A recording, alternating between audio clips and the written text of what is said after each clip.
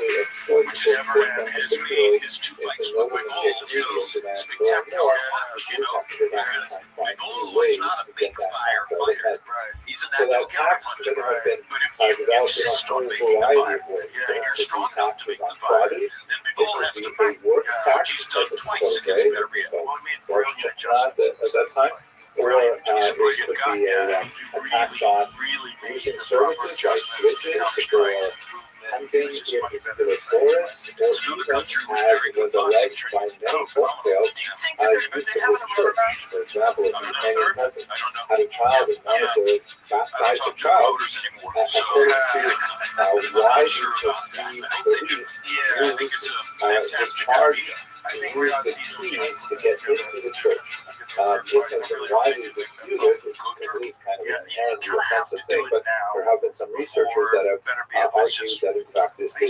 past this time. 41, Anyway, 42, it's there. These numbers sound forbidding.